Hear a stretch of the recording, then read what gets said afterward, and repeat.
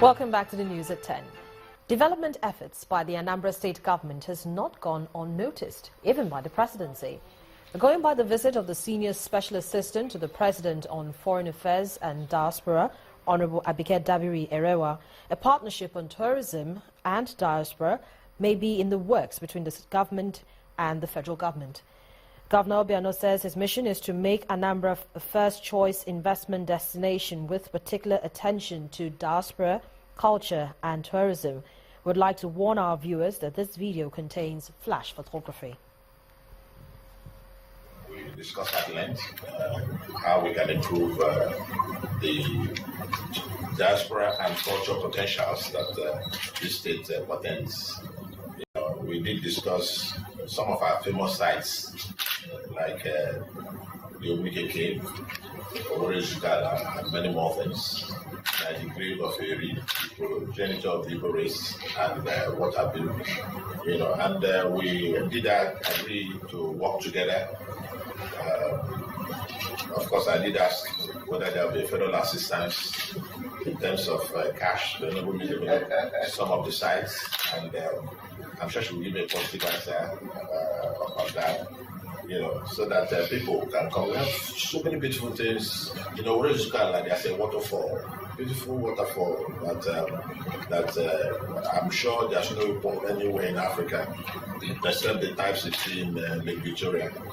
The Anambra is perhaps one of the safest states in Nigeria today. In fact, the safest in Nigeria today, as everybody here says.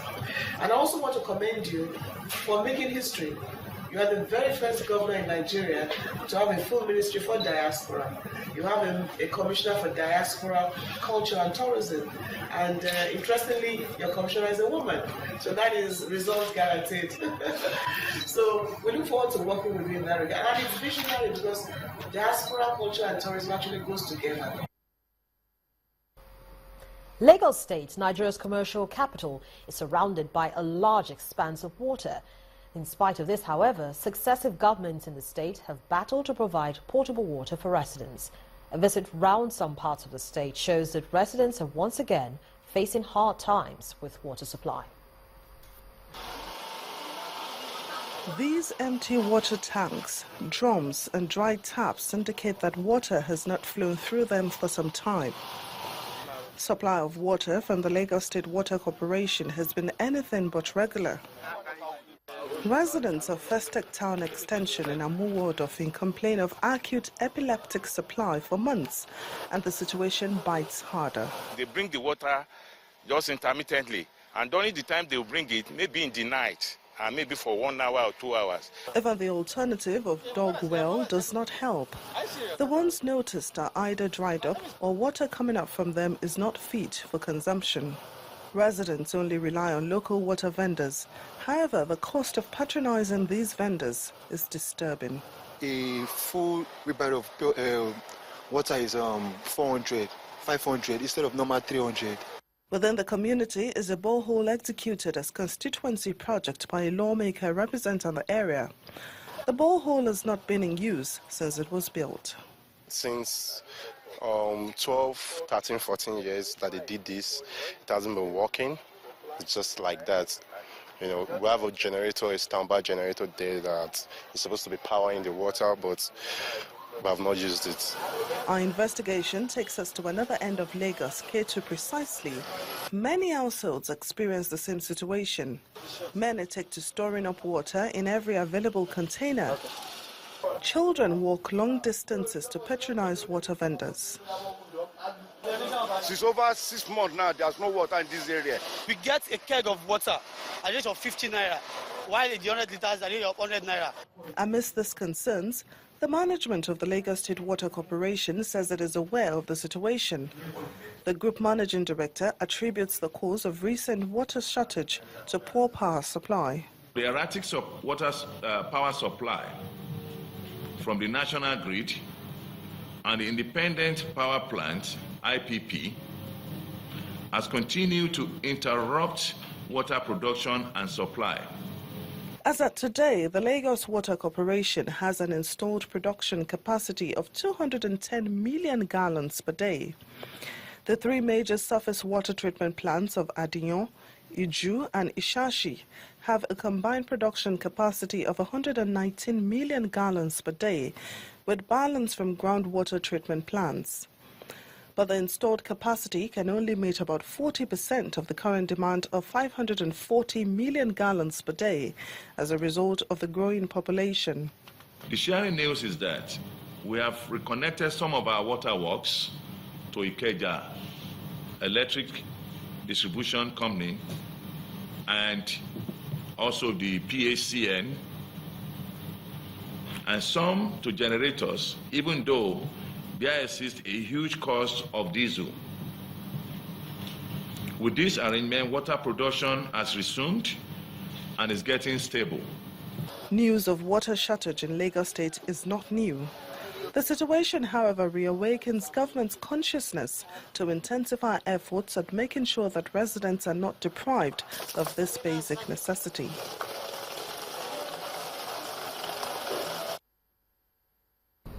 Well, the Abia State Governor Okezie Ikpeazu has inaugurated a steering committee for the state's workforce identity verification payroll management system.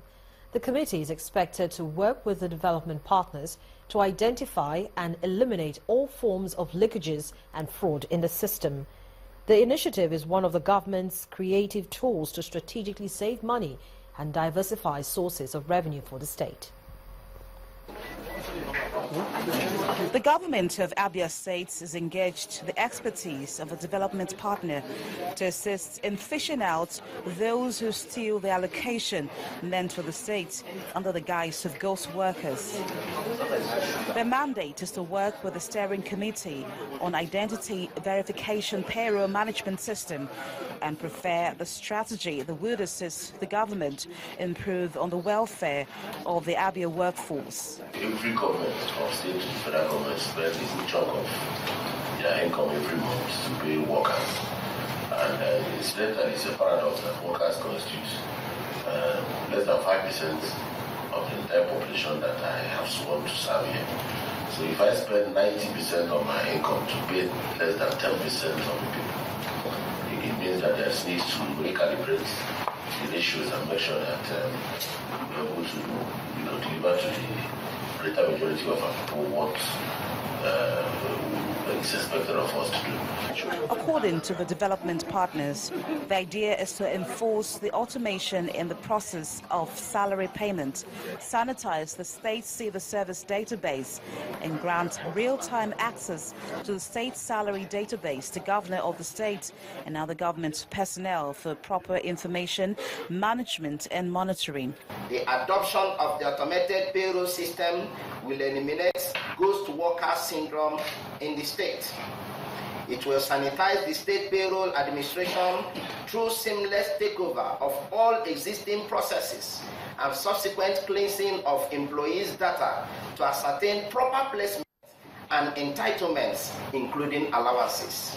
The implementation of proper database of all the workforce in Abia State would enable the government to guide against the billions of naira being siphoned by thieves in the disguise of ghost workers.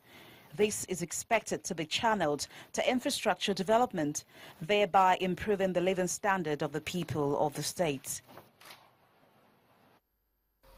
Well, for the rest of the day's business news, let's cross over now to our business news studios where Adeshawa Josh is standing by.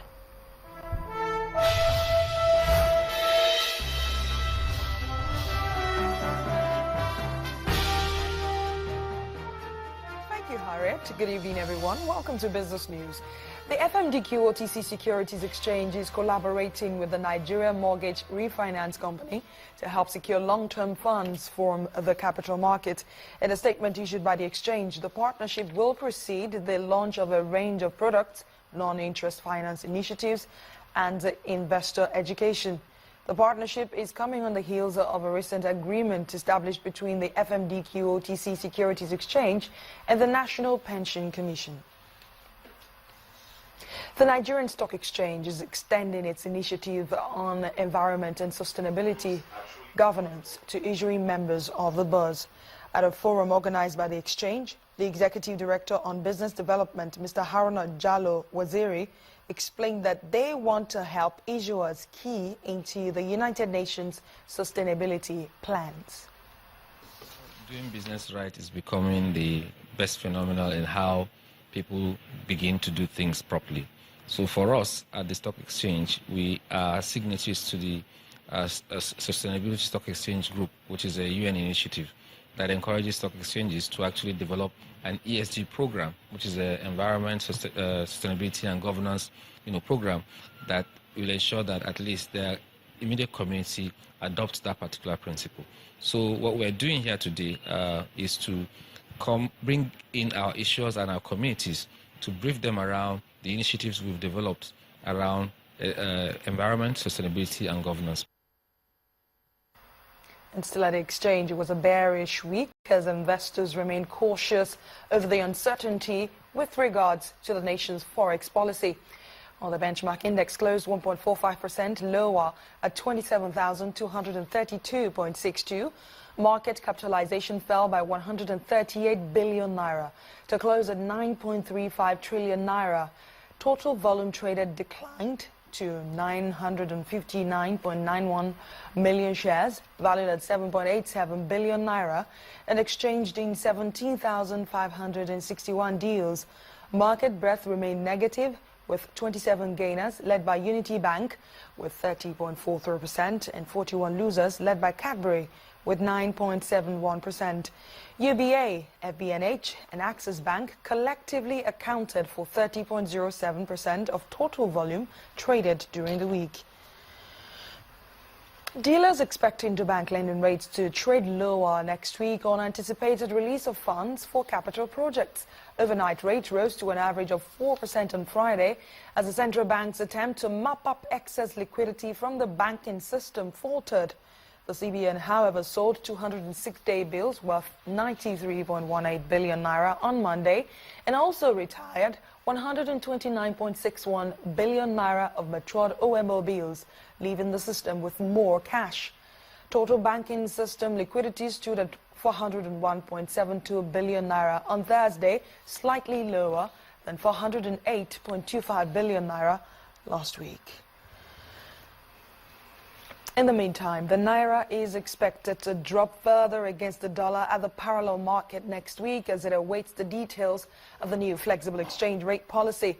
The local currency closed at 368 to the dollar on the parallel market on Friday, compared with 350 last week. The naira traded at 197 naira 50 kobo per dollar on the official interbank market. Well, that's business news tonight. The news at 10 continues in a moment. I am Adeshewa Josh.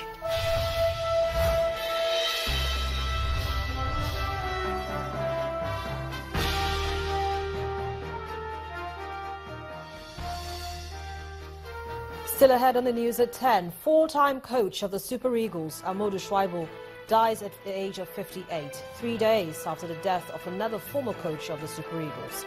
That's on Sports News. Please stay with us.